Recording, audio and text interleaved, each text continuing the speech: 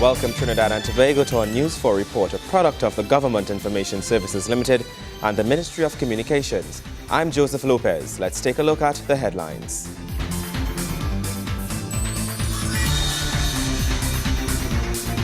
The Minister of the People and Social Development says pensioners will benefit from the Direct Deposit Initiative. The Ministry of Planning and Sustainable Development and the IADB partners to develop East Port of Spain. And the government reiterates its plans to reduce this nation's food import bill by 50%. In our top story, senior citizens will now have their pension funds deposited into their bank account. This new method of pension payment is being piloted by the Ministry of People and Social Development. Dr. the Honorable Glenn Ramadasing. Dr. Ramadasing says more than 40,000 pensioners are already receiving their pension funds straight into their bank accounts. This, he says, reduces the risk of having the pension checks lost or stolen, a problem frequently encountered by some senior citizens. The pensioners also escape from the long queues in banks, which they sometimes have to stand in to cash their checks. Minister Ramadasing believes this initiative will see benefits for years to come. The scheme slices through the bureaucratic process and would prove to be extremely advantageous, not just now, but in years to come. We have a long, long way to go. After 18 months of planning, testing, consulting, and even marketing, this is a solution to a problem that has caused so much inconvenience and elderly abuse. By eliminating the conditions that facilitate attacks and undue influence over older persons in a society, as a result of the money that the pension check promises. Dr. Ramadasing also reveals the ministry is working on a biometric card system for pensioners and food card recipients. He says the electronic card will see all social benefits accessed through it, with facilities in place to monitor the needs of the users. The Minister of the People says it will also reduce the possibility of fraud, as it will contain increased security features. We continue to look towards a greater day for our senior citizens, when we will go biometric. And that day is coming soon, because that process is being overseen by the Central Tenders Board, where we are working towards implementing by a biometric card by May of 2013, where the individual fingerprint of the pensioner will be on the card, and we will be able to track, monitor, and analyze the shopping styles, the things that our pensioners need, the way our food card clients, how they are being empowered, how they are managing, and looking at the way that they operate as they go towards the road of empowerment. So the biometrics is going to be an exciting addition to technology. It will also carry many electronic features that will enhance the security of our pensioners. Minister Ramadasing says it is his hope that the implementation of the direct deposit and the soon-to-come biometric card will help reduce the incidence of elderly abuse that occur. He says it is hoped that the initiative will ensure the financial security and independence of elderly persons in this country. Gregory McBurney, News 4. Residents of East Port of Spain are set to benefit from several programs that are part of a city development initiative by the Inter-American Development Bank. While several programs have been attempted in the past, residents believe this project seems promising. Port of Spain will be the focus of the Emerging and Sustainable Cities initiative of the Inter-American Development Bank. This will mean that many of the issues facing the capital city will be addressed one by one in order to ensure its holistic development. According to IDB President Luis Alberto Moreno, Port of Spain was the first city that came to mind when the initiative was conceptualized by the bank. There is no question that this is a city that is extremely rich and varied and multicultural, with an amazing history, and certainly one of the key and leading cities in all the Caribbean region. So this is why, being that the government of Trinidad and Tobago has been such an important long-term partner, and working with civil society as well in kind of achieving that vision for Port of Spain under our Sustainable Cities Initiative, we hope to begin to put the basis of expanding economic activity for this rich and diverse and cultural city using its best creative assets while also improving the social and environmental conditions, and especially always remembering the immense heritage that the city has. The IDB focuses heavily on this initiative because, according to the IDB president, the most urbanized area of the emerging world is Latin America. He listed many of the problems affecting cities in Latin America and explains that the initiative is expected to be a worthwhile response. Now, the challenges to those cities, the people of Port of Spain know well. Take the number of cars that come every year into the city. The huge number of cars, and we know well, cars come in, but all cars don't go out. So the mass transit challenges that we have and the delivery of public services always becomes a huge challenge. So it requires this dialogue between civil society, government agencies, and we, as a result, developed a methodology that understood that we had three basic pillars. One around environmental sustainability. But you cannot have environmental sustainability if you have no urban planning. And you cannot have urban planning and environmental sustainability if you don't have the resources, which means the fiscal sustainability, to undertake these challenges. So we took and worked with McKinsey, a major consulting firm, and developed a number of indicators, over 150 indicators. And we began to really dwell into the challenges and understand that over time, we will have to work on many of these. You cannot do it all at the same time, but you have basically developed with us a roadmap that can help the city move in the direction it wants. Minister of Planning and Sustainable Development, Dr. The Honorable Bohindranath Tiwari, explains the benefits of the initiative to Port of Spain. This action plan offers a framework for the discovery of innovative, pragmatic, and strategic solutions for the problems that plague the East Port of Spain community in particular, but also the wider Port of Spain area. Both the Honourable Minister and the IDB President joined Port of Spain Mayor Louis Leasing on a tour of East Port of Spain to get a direct look at the area that would be impacted by the ECSI. The tour ended at the Laventil Youth Facility, where residents of the area gave their opinions and ideas regarding the initiative. The lives of all the residents are expected to be impacted, and there was a general sense that they were open to the idea of development as was being offered by the IDB and the Ministry of Planning and Sustainable Development. Nikolai Edwards, News 4. After the break, government reiterates its plans to reduce this nation's food import bill by 50%. Stay with us.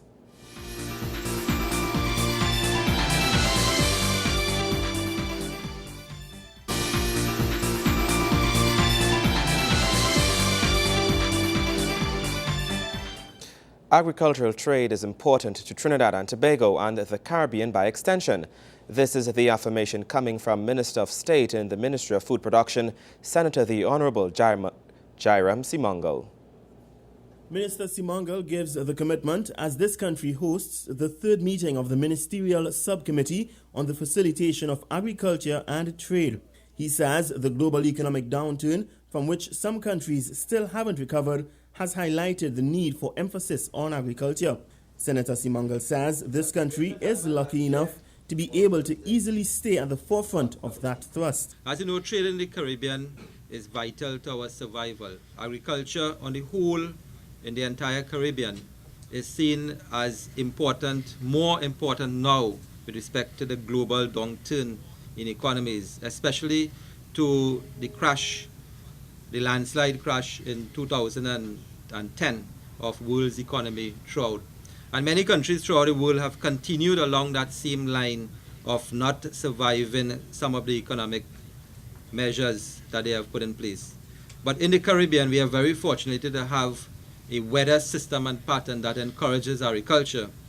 The difference now is that governments are paying more attention to agriculture. Minister Simangal reiterates the pledge made by the government to reduce this nation's food import bill by 50%. He says the government is well on its way to achieving that mandate. He says numerous measures have been undertaken to ensure this is achieved. We have started revitalizing the rice industry. Our rice import bill is over $110 million. We have started a vigorous livestock revitalization industry. Our livestock food import bill is something to the tune of $1 billion. And we have started a vigorously looking at the honey industry. Also, vegetable production is up in this country. This year we have put over 1,500 acres of land into active agriculture by way of vegetable production. And we are moving quickly along with respect to the former colony lands to bring them under food production. The minister says, however, there are some barriers to encouraging a flourishing agriculture industry throughout the Caribbean region. What will hinder our progress is if the trade embargo and various tariffs that exist throughout the CARICOM continues to plague some of our vital food production or food producing economies, especially by way of trade within the Caribbean. Gregory McBurney, News 4. The Youth Training and Employment Partnership Program is taking computer literacy training to the people of Trinidad and Tobago with the launch of its public access learning system. Minister of Tertiary Education and Skills Training, Senator the Honorable Fazal Karim, says it's more than just a community facility. YTEP has converted PTSC buses into computer mobile units complete with internet access. This is in an attempt to bridge the digital divide and increase the number of computer literate citizens. The bus will strategically visit communities, particularly those in rural areas, to provide free computer literacy training. The intention of this system is to introduce a method of learning known as minimally invasive education as it relates to computer literacy. Children and adults will learn on their own without any direct intervention. So when you go to see it, you will not see any instructions, you will not see anything, because it is meant for young people. I know some of us, we need instructions because of our age. But these young people will practice, and that's how they learn. And they will go onto the system and they will learn without any direct intervention. Through their own curiosity, they will start to fiddle with it, and in that really enabling environment, they will learn through a process of exploration, discovery, and peer coaching. The program will first be implemented in Valencia and will then be expanded to other communities. Senator the Honorable Fazal Karim explains the facility has an even greater purpose than just training a community. He believes it can help shape students' academic future. Could you just visualize a number of young children or friends coming from school or walking up the pavement, dropping in here? Now they will eventually, could you imagine the impact of that as well on those who don't have or who cannot afford their own computers at home, and may be able to use that facility, be acquainted with it. So what will happen to them when they get to the secondary school? And through the government of Trinidad and Tobago and the Ministry of Education, they will get their own laptops. They'll be far advanced. So that this is not only a community facility in terms of what the community members will have available, but it's also a mechanism for furthering learning even before you have the equipment, the technology available at your fingertips. Gregory McBurney, News 4. Up next, local cricket action in Diego Martin. Stay with us.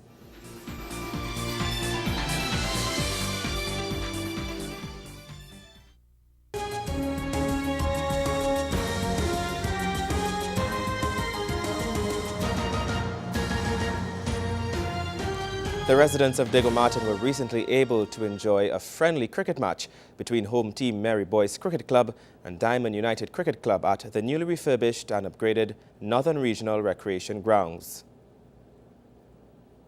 With great weather for cricket and the newly constructed outfield, installation of a new cricket turf pitch and drainage, a fun time was had by all. Residents of the area and various sporting clubs and enthusiasts now have access to the facility, which is the only major sporting field in Diego Martin. Creating the foundation of an ideal cricket venue, the San Juan-based Montico Creations Limited was the main contractor of this first phase of the upgrade project, with works completed in just over a year. Inside clearance, drainage, outfield construction and installation of cricket turf pitch. Phase 1 works at Northern Regional Recreation Ground began in November 2011 and is one of more than 60 projects of Sports Company of Trinidad and Tobago to upgrade and refurbish regional and community grounds across Trinidad in order to assist the process of engendering community spirit while nurturing sporting talent at this level. Well, when we return, our All for Carnival segment takes us to the southern land. Stay with us.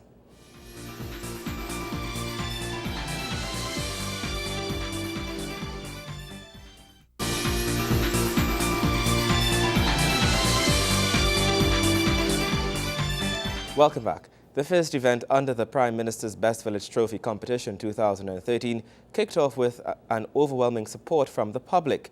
The event is the first of many to take place during the competition's 50th anniversary year. The Prime Minister's Best Village Trophy Competition's first event for 2013, Traditions of Carnival, took place on Saturday at the Edinburgh 500 Recreation Facility. 2013 is an extremely important year for the competition as it celebrates its 50th anniversary.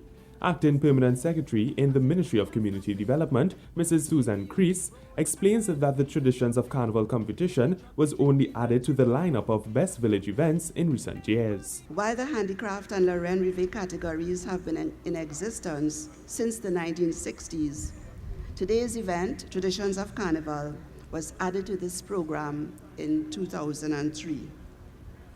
Since then, Traditions of Carnival has been preserving the traditional aspects of our carnival. Today, as we go down memory lane, you will be treated to the finest of our cultural traditions in 3 categories, including music that will feature tambu bambu, rhythm sections, and calypso medleys, dance, where you'll see well-choreographed dances to the latest soca and chutney tunes of 2013, alongside traditional dances by sailor bands, Dame Lorenz, and many more. The third category is literature, where you will hear presentations from the Piero Grenade, speech bands, and Midnight Robbers. 91 groups took part in the competition on Saturday, each bringing their own perspective and collection of talents to the forefront. With colorful outfits and creative pieces, Carnival was depicted in a way only Trinis would truly understand and appreciate. Mrs. Crease thanked all the participants for competing and keeping the traditions of Carnival alive. You help to preserve the spirit of community through your preparation and involvement.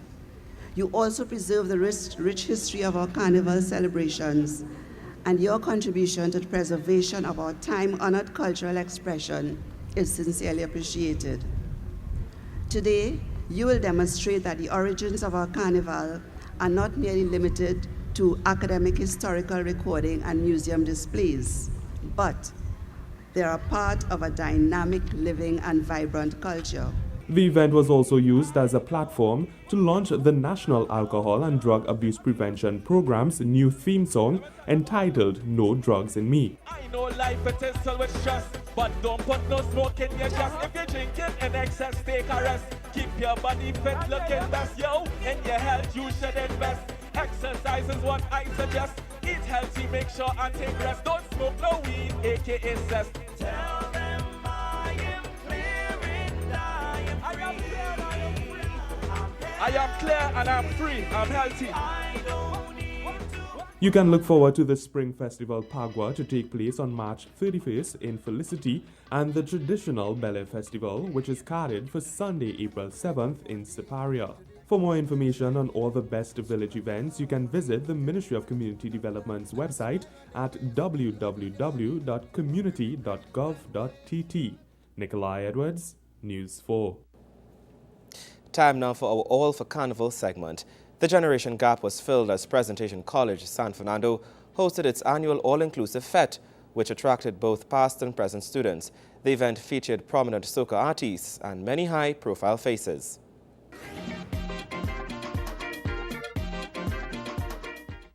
The main field at Presentation College San Fernando was the stomping ground for past pupils and fetters alike. The school's Past Pupils Association held its 3rd annual Carnival All-Inclusive Fete, Prestige, which attracted an estimated 3,000 patrons. There was a variety of food and drinks that only made the atmosphere even more relaxing against the backdrop of San Fernando Hill. It looks really, really good. I was actually quite impressed by the lead-in, the entrance where they had, cut out cardboard things of all the artists and everything who are going to be here. I thought that was really nice, and to see so many of the really good artists going to be here, that was good. The food isn't bad either. Well, based on last year, this year seemed to be a great improvement. They had a little some last year, but they have changed the food from on that side and bring it over on this side. We just separate the entertainment from the food, which is good. And so far, it's looking like it's going to be a great event. Well, actually, what it does is brings a lot of very important people who are past students and their friends, right, into a sort of camaraderie, business people just like myself, into an event that is properly cultured. You see, we have the best artists. The school has Marshall, and the school also has Kess as past students. And I'm sure that they have a lot of other artists that should have been here too. But maybe next year we probably bring them on. It's fantastic. It's the one fete I think we'll come to every year. This is my one must come to every fete every year, Prestige, if nothing else. News 4 even spoke with Caribbean Airlines chairman Rabindra Munam, who said even though he was a NAPS boy, he was happy to attend Presentations Fete. Well, it's the first time I am here, notwithstanding I'm Southerner, notwithstanding I'm a Naparima old boy. But this year I decided to come to see because I've heard so much about it. I'm very, very impressed, and as the evening goes on, I think we'll get more and more people because it's a jam-packed entertainment session. Kess, the band himself, I look forward to hearing him, and of course our favorite Marshall Montano. But I'm very, very happy to be here and very impressed, and it's a good crowd. I meet quite a lot of people. Presentations principal Errol Jaikaran Singh says he was pleased with what he was seeing in terms of the support that the event was receiving. When I became principal, we had small fetes and so on going, but I happened to go to the Fatima College Fete because I have friends who teach at Fatima. And I was blown out of the water by what Fatima could do. And I remember standing there with some of my staff and saying, I wish for the day that Presentation can put on something like this in South. And I suppose that is where the dream was born. And then by talking to your past students, it just began to develop. And 3 years ago, they really hit the mark. And they've been able to improve on the product so far. Even the president of the Past Pupils Association was proud to see that the event was growing. I think it's a massive success. Last year was 2,200. This year we have 3,000 plus people here. Everybody's having a good time. We have the retro, the groovy, as you can hear. And then just now the power in Marshall. The PSA is about 35 years old. We sort of revitalized it over the last 5 years, which is in this event you see here tonight. We also do a big career guidance seminar for the boys and schools around the area. And we also do a dinner and dance to recognize prominent past students like Kess and Marshall. There were many performances by soca heavyweights, some of which even attended Presentation College. Press is really somewhere that, harbored such great memories. It pushed me to the next level. My music teachers, Mr. and Mrs. Limac, they really and truly encouraged me to do music, and I'm very, very, very happy for that, My days here were very good ones. I did well, so to come back and perform here, it's just a rush of memories, and good vibes. The event is expected to continue an upward trend of becoming one of South's premier events, with patrons promising to return next year.